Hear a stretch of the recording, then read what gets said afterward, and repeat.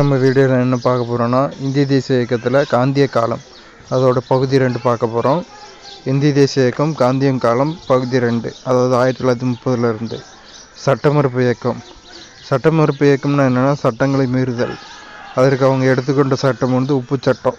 அப்போ லண்டன் பக்கத்தில் இருக்க லிவர்பூலில் உருவாகிற உப்புலாம்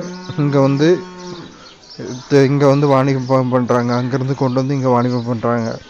உப்புக்கு நம்ம காய்ச்சிற உப்புக்கு தனியாக வரி விதிக்கிறாங்க. ஸோ அதனால் கோவப்பட்ட காந்தியடிகள் தண்டி யாத்திரையை தொடங்கிறார். மார்ச் 12ஆம் தேதி 1930 குஜராத்தில் இருக்க சபர்மதி ஆசிரமத்திலேருந்து தண்டி யாத்திரை தொடங்குது. ஏப்ரல் 6 தண்டியை போய் அடைகிறாரு. உப்பை கையில் எடுத்து உப்பை காய்ச்சி உப்பு சட்டத்தை மீறாரு. சட்ட மறுப்பு இயக்கம்னா ஆங்கிலேயர்கள் போடுற எல்லா சட்டத்தையும் மீறுறது. அதான் சட்ட மறுப்பு இயக்கம். சைமன் குழு அறிக்கை 1930 வெளியாகுது. அந்த டைமில் 3 பட்டமேச மாநாடுகள் நடக்குது. முதல் மாநாடு 1930 லண்டனில் நடக்குது. முதல் மாநாட்டில் பார்ட்டிசிபேட் பண்ணுறது யாரெல்லாம்னா, இந்து மகாசபா, முஸ்லீம் லீக்.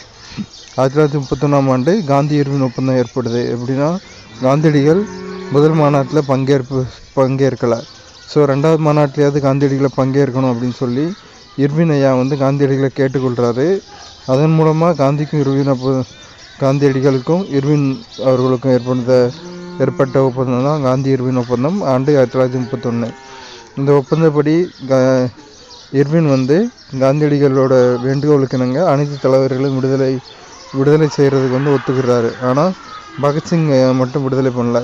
ஸோ காந்தி இர்வின் ஒப்பந்தத்தில் காந்தியடிகள் மேலே வரலாற்றில் குறிக்கப்படுற ஒரு பிளாக் மார்க்காக பகத்சிங் விடுதலை சர்ச்சை இருக்குது. பகத்சிங் ஐயா மட்டும் விடுதலை பண்ணல. 1931 கராச்சி மாநாடு நடக்குது. அந்த ஆண்டு கூட்டத்தின் தலைவர் யாருன்னா சர்தார் வல்லபாய் பட்டேல். 2வது வட்டமேசை மாநாடு காந்தி பங்கேற்கிறாரு. காந்தியடிகள் அரை நிர்வாண கோலத்தில் பங்கேற்கிறாரு. இங்கிலாந்து பிரதமர் வின்ஸ்டன் சர்ச்சில் காந்தியடிகளை அரை நிர்வாண பக்கிரி என விமர்சனம் பண்ணுறாரு. வகுப்பு வாரி பிரதிநிதித்துவம். அந்த 2வது வட்டமேசை மாநாட்டில் வகுப்பாரி பிரதிநிதித்துவத்தை எடுத்து சொல்கிறாங்க. வகுப்பாரி பிரதிநிதித்துவம் கொடுக்கப்படும் அப்படின்னு. அதை எதிர்த்து காந்தியடிகள் மாநாட்டின் பாதியிலேயே வெளிநடப்பு செய்கிறார். காந்தியடிகள் கேட்டது வேற, இவங்க கொண்டு வந்தது வேற, வகுப்பாரி பிரதிநிதித்துவம். அதனால் காந்தியடிகள் மாநாட்டின் பாதியிலேயே வெளிநடப்பு செய்கிறார். திரும்பியும் போராட்டத்தை ஆரம்பிக்கிறாரு. புனேக்கு பக்கத்தில் இருக்க எரவாடா சிறைச்சாலையில் திரும்பியும் காந்தியடிகளை தூக்கி போட்டுறாங்க. இங்கிலாந்து பிரதமர் திரும்ப சேஞ்ச் ஆகிறாங்க. Ramsay McDonald. அவர் வகுப்பாரி கொடையை அறிவிக்கிறார். 1932 ஆகஸ்ட் 16 காந்தியடிகள் இதற்கு எதிர்ப்பு தெரிவிக்கிறார். காந்தியடிகள் சாகும் வரை முன்னார்தான் இருக்கார். அம்பேத்கர் காந்தியடிகளோட உயிரை காக்கும் பொருட்டு காந்தியடிகளை போய் சந்திக்கிறார். 71 இடங்கள் தான் ரிசர்வேஷன் கொடுப்போம் அப்படின்னு சொல்லியிருப்பாங்க. ஆனால் காந்தியடிகள் அம்பேத்கர்கிட்ட 71 இடங்களுக்கு பேராக 148 இடங்கள் நானே கொடுக்குறேன். இந்த பிரிவினை இந்த பிரித்து கொடுக்குற தொகுதி நமக்குள்ளே பேசி பைசல் பண்ணிக்கிடணும், அவங்கள நாடக்கூடாது அப்படின்னு காந்தியடிகள் சொல்கிறாரு. ஸோ அம்பேத்கர் காந்தியடிகளோட உயிரை காக்கும் பொருட்டு சம்மதம் தெரிவிக்கிறாரு. அம்பேத்கருக்கும் காந்தியடிகளுக்கும் இடையில் பூனா உடன்படிக்கை கையெழுத்தாகுது. 1932 காந்தி உயிர் காப்பாற்றப்பட்டது. 3வது வட்டமேசை மாநாட்டில் காங்கிரஸ் தலைவர்கள் யாருமே பங்கேற்கவில்லை. அப்புறம் வெள்ளை அறிக்கை வெளியாகுது. நேரு அறிக்கையும் வெளியாகுது. நேரு அறிக்கையோட அம்சங்கள்: மத்தியில் கூட்டாட்சி, மத்தியில் இரட்டை ஆட்சி, மாகாணங்களில் சுயாட்சி வழங்கப்பட்டது. அதுக்கப்புறமா 1937 தேர்தலில், அது வரைக்கும் தேர்தலில் பங்கேற்காத காங்கிரஸ் 1937 தேர்தலில் பங்கேற்குது. கூட்டாட்சி நீதிமன்றங்கள் ஏற்படுத்தப்பட்டது. ரிசர்வ் வங்கி உருவாக்கப்பட்டது. அந்த டைமில் ரிசர்வ் வங்கி உருவாக்கப்பட்டதுக்கு அடிப்படையாக இருந்த சட்டம் வங்கி சட்டம் 1934. 1935 இச்சட்டம் மத்திய பட்டியல், மாநில பட்டியலை வரையறுத்து கூறிச்சு. கூட்டாட்சி தேர்வாணையம் ஏற்படுத்தப்பட்டது, UPSC. 1937 காங்கிரஸ் ஆட்சி பொறுப்புக்கு வருது. பாரத கல்வி திட்டம் கொண்டு வராங்க. 1938 ஹரிபுரா காங்கிரஸ் மாநாடு நடக்குது. தலைவர் நேதாஜி. தேசிய திட்டக்குழு தலைவர் அப்போ ஜவஹர்லால் நேரு ஐயா. 2ஆம் உலகப் போர் அந்த டைமில் நடக்குது. விடுதலைக்கு பின் அறிக்கை வெளியானது. 2ஆம் உலகப் போர் நடந்ததுனால அந்த அறிக்கை ரொம்ப நாளாக வெளியாகாமல் இருந்துச்சு. விடுதலைக்கு பின் அறிக்கை வெளியானது. இந்திய ஆதரவு தருமான இங்கிலாந்து அரசாங்கம் 2ஆம் உலகப் போரில் இந்தியா ஆதரவு தரும் அப்படின்னு சொல்லி காங்கிரஸை கலந்தாலோசிக்காமையே சொல்லிடுவாங்க. ஸோ அதனால் காங்கிரஸ் அமைச்சரவை தங்களை கலந்து ஆட்சி பண்ணுற தங்களை கலந்து ஆலோசிக்காமல் இருந்ததுனால ஆலோசிக்காமல் அறிவிப்பு வெளியிட்டதுனால காங்கிரஸ் அமைச்சரவை 8 மாநிலங்களில் ராஜினாமா பண்ணுது.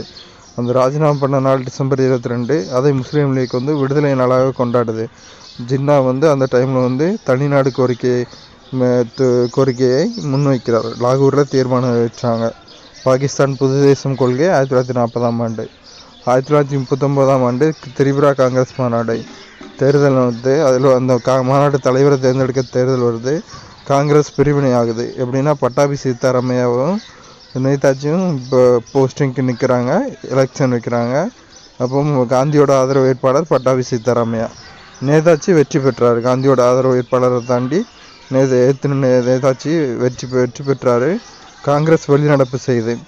நேதாஜி ஃபார்வர்ட் பிளாக் கட்சி, ஆனால் காந்தியடிகள் கோபப்பட்டு வெளிநடப்பு செய்ததுனால காங்கிரஸ் இல்லை, காந்தியடிகள் ஒரு சிறுதான்.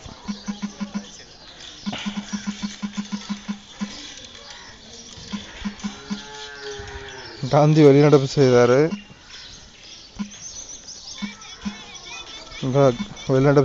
நேதாஜி ஃபார்வர்ட் பிளாக் அப்படின்னு ஒரு புது கட்சியை தொடங்குறாரு.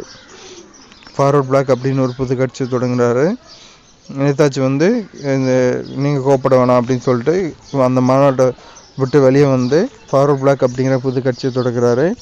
அதுக்கப்புறம் உலகப்போர் ஆதரவு கருத்து வேறுபாடு 3 ஏற்குள்ளேயும் நிகழ்து. காந்தி வந்து சொல்கிறாரு, நீங்கள் ஜெர்மனி நாசிசவாதி, இங்கிலாந்து காலனிசவாதி, நாசிசத்தை காட்டிலும் காலனிசம் பரவாயில்ல, அதனால் இங்கிலாந்துக்கு ஆதரவு கொடுப்போம் அப்படின்னு காந்தியடிகள் சொல்கிறாரு. நேரு வந்து ரெண்டுமே மோசமானது தான், அதனால் நடுநிலை வைப்போம் அப்படின்னு நேரு சொல்கிறாரு. நேதாஜி வந்து என்ன சொல்கிறாருன்னா, இது நமக்கு கரெக்டான டைம், அவங்களுக்கு நிறைய ப்ரெஷர் இருக்கும், ஸோ நம்ம இந்த டைமில் கடுமையான போராட்டத்தை முன்னிறுத்தி நம்ம வந்து ஈஸியாக வின் பண்ணலாம், ஈஸியாக வந்து பிரிட்டிஷ் அரசை தோற்கடிக்கலாம் அப்படின்னு நேதாஜி சொல்கிறாரு. ஸோ 3 பேருக்கும் இடையில் வந்து கருத்து வேறுபாடு நடக்குது.